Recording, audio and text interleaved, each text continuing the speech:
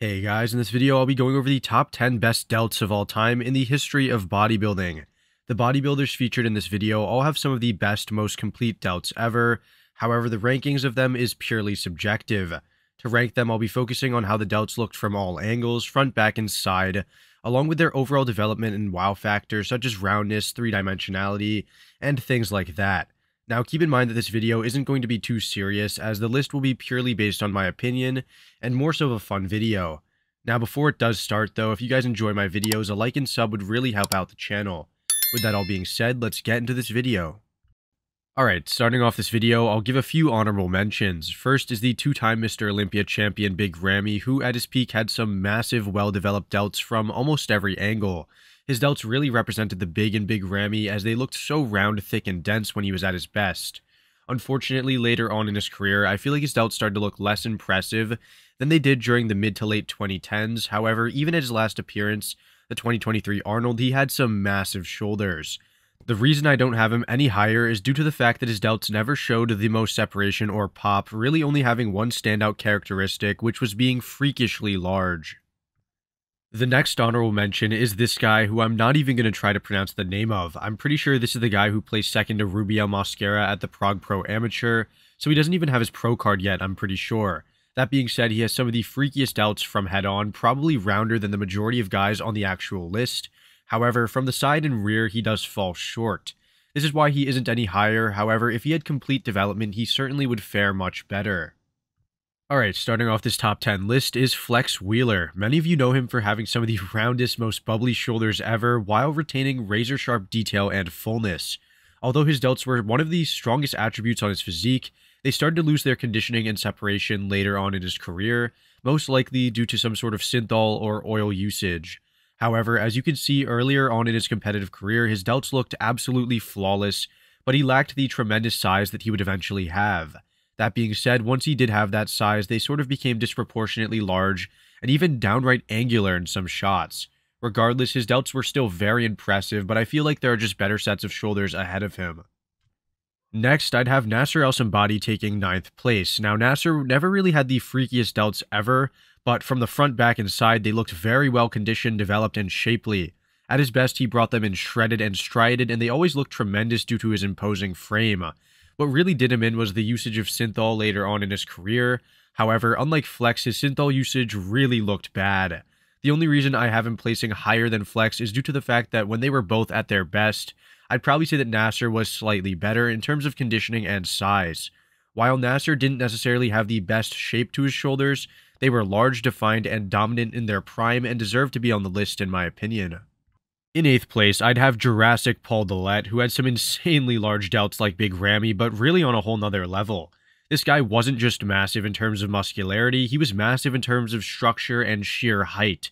So imagine how freakishly huge his delts would have been in person, considering that in this picture they are larger than his head. From the side, his delts look just as impressive, featuring a well-developed rear delt and great overall width, and from behind, his underdeveloped back further highlighted the dominance of his shoulders. I think his delts go under the radar when thinking of the best ever, however, seeing them in action really is a sight to behold. In 7th place is Dennis Wolf, who had some of the craziest delts in terms of raw mass and conditioning, but does lack that crazy 3D look from the front. You can see that his delts are huge, being just as big, if not bigger, than his head, and present some amazing dry conditioning. However, they don't look nearly as round as others further down the list. That being said, from behind, they look so ripped and boulder-esque, and from the side, they are very similar, sharing those really round attributes. Now, the only real weakness, if you can even call it that, is the shape and wow factor from the front. However, I'd argue that his conditioning, vascularity, and muscular density is just as, if not more impressive. Definitely a great set of shoulders, however, from the front he gets held back against some of these other competitors. Next, I'd have Ronnie King Coleman, which might be sort of controversial, as I even think he could potentially be higher up. He checks off almost every box in terms of what could make for the best set of delts. Round, check. Large, check. Ripped and vascular, check. We all know just how insane Ronnie's physique was during his Olympia reign, and his shoulders were definitely no exception. As he grew larger and larger, his delts just continually improved, and I believe that they were at their best around 2003 to 2005. To be honest, many of the guys moving forward could be swapped around, as all of them have phenomenal development. For Ronnie, though, he lacked the same three-dimensional or bubbly delts of others higher up on the list, but certainly didn't lack in detail, thickness, or size. In 5th place, I'd have Cutler, who I never thought of as having top-tier delts. However, carefully looking at his physique reveals that they were some of the best of all time. At the beginning of his career, specifically the early 2000s, Jay had some of the roundest, most developed delts from almost every angle. I feel like over time, his delts started to regress though, as they began to look less impressive and a bit flat. Still, I think that at his best, he beats Ronnie in the delts, as Ronnie never had that same roundness. Now, sure, Jay might not have the largest delts of all time. However, they were always detailed, symmetrical, and very shapely, which evidently leads him to a solid placing on this list. In 4th place, we have Winkler, who probably has some of the best rear delts ever, but also some of the most massive side and front delts as well. Like practically everyone on this list, Rolly had supreme development of the entire delt, along with great detail, size, and bubbly roundness. While he is known for having some of the best arms of all time, and specifically triceps of all time, I feel like his delts are some of the best ever as well. Just taking a look at them in some of these pictures shows you just how impressive and dominant they made his upper body, and again, those rear delts really make his side poses and back poses pop. I think that his amazing shoulders and arm combo really helped him completely outmuscle a lot of top-tier pros in the side and most muscular shots, and from these pictures it should be clear why. Definitely a top-tier set of delts. However, I'm sure all of you will think the next set is even freakier. In 3rd place, we have quite possibly the freakiest pair of delts ever by sheer size alone, which belongs to Marcus Rule. Marcus quite literally was one of the biggest bodybuilders ever, possessing some of the freakiest, most unshapely muscle of all time.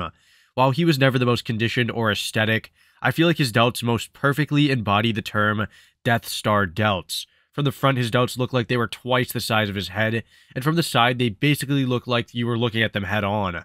From behind, they were not as impressive, as they lacked the same size and detail that you would expect. However, the cartoonish size of them from the front and side surely made up for this.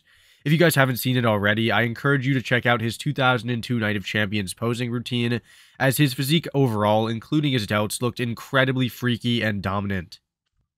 Alright, in 2nd place, I'd have Kevin Ronnie, which might be controversial, as many of you may place him in number 1. This is because he had some of the best, most three-dimensional and developed shoulders of all time, as they quite literally popped off of his physique. While they were large and massive, I feel like his delts are more impressive due to their imposing shape alone.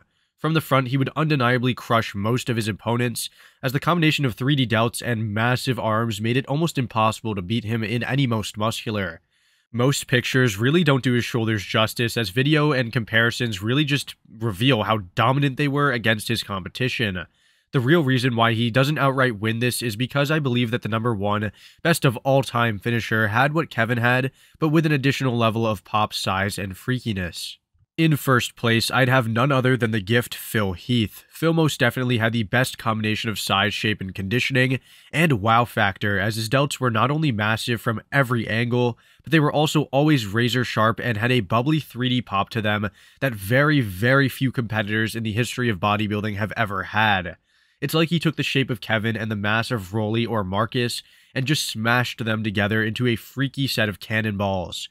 While there were definitely some on this list who had more overall size or better conditioning, I don't think that there was really anyone that had this many maxed out positive attributes.